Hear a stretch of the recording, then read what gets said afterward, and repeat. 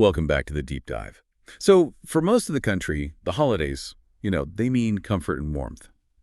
But if you live in the Texas Panhandle, we're talking Pampa, Amarillo, Borger the season, well, it carries a totally different weight. Oh, absolutely. I mean, the Panhandle doesn't just get cold. It gets that wind-whipped, bone-chilling cold. The mercury can just sit in the single digits for days. And that kind of environment, it puts every single critical system in your home to this constant test. Right, so a minor issue becomes a genuine emergency, Very fast. fast. And our sources today are really interesting because they look at this from two sides. We've got material for you, the homeowner, with immediate actionable steps. And then there's this whole playbook for the local tradesman, the plumber, the HVAC tech. Yeah, how they can become that, that hero service provider in the community. It's really the business side of crisis management. We're looking at how they achieve what the sources call local domination. Okay, so our mission for this deep dive is clear.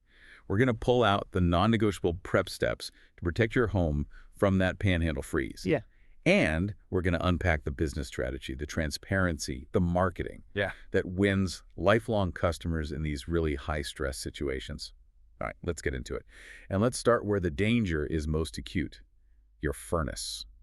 When temperatures drop that low, a furnace failure isn't just an inconvenience, it's a real safety threat. Your HVAC unit, it stops being about comfort. It becomes this critical piece of infrastructure standing between your family and the elements. I thought the analysis we reviewed had a great term for this, the heavy lifting of holiday heating. It perfectly describes the stress the system is under, not just from the outside cold, but from everything happening inside. Well, think of it this way. Your furnace is basically running a 24/7 sprint. You've got the outside temperature near zero, but inside you've got guests, doors opening and closing, maybe an oven on for hours. The thermostat is it's cycling relentlessly, and that exposes every weak point, especially in older units. And this is where I found one of the core insights. So, well, counterintuitive. The analysis says the number one cause of system shutdowns isn't some complex electrical fault. It's the clogged, dusty air filter. Wait, a cheap piece of cardboard is the biggest risk in single-digit weather. It is. It's the easiest fix that gets ignored, precisely because it seems too simple to be that big of a deal. The mechanics are pretty straightforward. When that filter is clogged, it's like putting a hand over your furnace's lungs. It just smothers it. It restricts the airflow. Completely. Yeah. And so what happens then, that restriction, it forces the blower motor to work twice as hard. It's trying to push air through this tiny gap, and that generates all this excess heat and stress. That's the burnout. That's the burnout. That constant overwork causes the motor to seize or overheat, and the whole system shuts down. It is mechanical exhaustion, all from a lack of airflow. So that really reframes the cost, doesn't it? Our sources say a simple, proactive $20 filter change is basically the cheapest insurance you can buy. It saves you from a potential, $400 emergency call on Christmas morning? Mm-hmm. It's a powerful incentive, and that reality, that panic, brings us right to the tradesman's side of this. If you're a homeowner in that situation, the contractor needs to have already established what they call local authority. Which means visibility. If you're a tech in Pampa, you can be the best in the state. But if they can't find you in that moment of crisis, you've lost the call. The entire strategy is built on hyperlocal SEO, so that when your neighbor is in a panic and searches HVAC Repair Pampa TX on their phone, your business is right there in the Google Map Pack. And the map pack is key because at the very top, it's visual, it's immediate. It's immediate, and it has trust signals like star ratings. You just have to be there first when the need is greatest. You can't be hiding on page 2. Okay, let's pivot from warm air to cold pipes. Let's talk plumbing perils. Because once the guests arrive, the plumbing system becomes the unsung hero of the home. And that's when you get the dreaded big clog. Yeah, that holiday workload really hits the kitchen sink and the guest bathroom the hardest. And the main culprit, especially in a cold environment, is often the garbage disposal during that chaotic post-dinner cleanup. The sources gave us a very specific no-fly list for the disposal. There are 3 things you absolutely cannot scrape in there, right? Number 1, fats and oils. They're liquid when they're hot, sure, but in those cold panhandle pipes, they solidify almost instantly. And that's how you get what they call fatbergs, these little anchor points of solidified grease. I'm just picturing a tiny, greasy iceberg forming in the pipe, just waiting to catch everything else. That's exactly it. And number 2 are the fibrous vegetables. So celery stalks, onion skins, asparagus ends. These things don't break down. They act like a net. They weave together and reinforce that initial clog. And the third one actually surprised me in the analysis. Coffee grounds. I always just assumed they washed right through. Shoop. They turn into this dense, muddy sludge when they mix with grease and water. And once that gets compacted, it's incredibly difficult to clear. If you just avoid those three, you dramatically reduce your risk. And it's not just the drains. We have to talk about water heaters. Ah! A house full of guests taking back-to-back showers. That's the ultimate stress test for an older unit. It is. It's not just the volume, it's the health of the tank itself.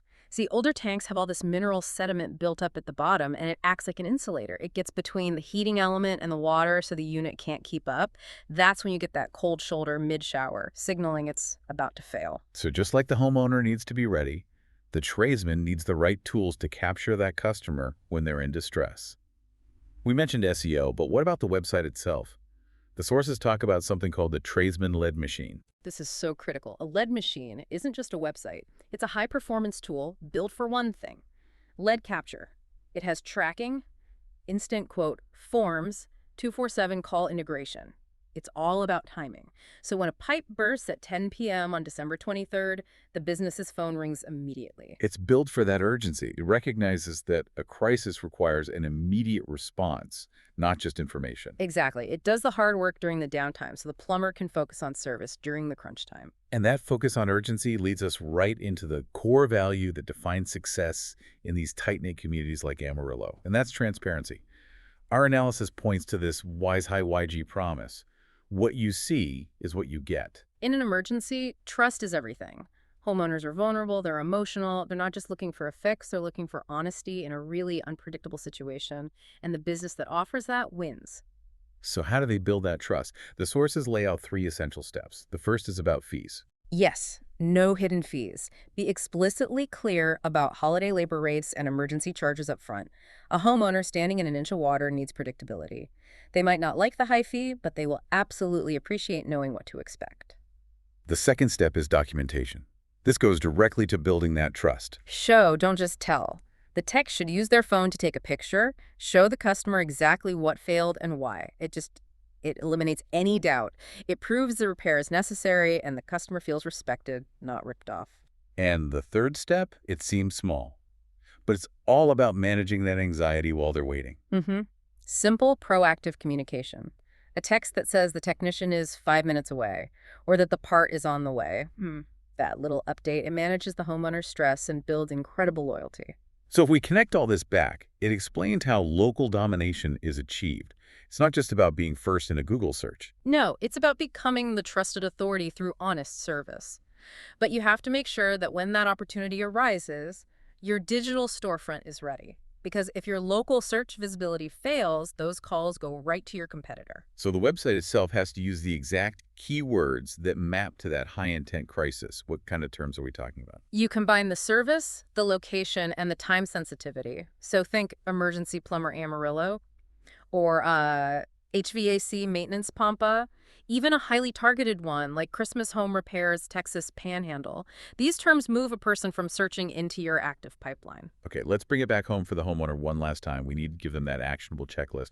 This is the 30-minute check you run through before the guests start arriving. This is the essential Panhandle Vitals checklist. Number 1, test your sump pump. People overlook this in the winter, but melting snow and ice can cause a sudden flood. You do not want a flooded basement and a deep freeze. Number 2, know exactly where your main water shutoff valve is. If a pipe bursts, and that's a constant risk, every second counts.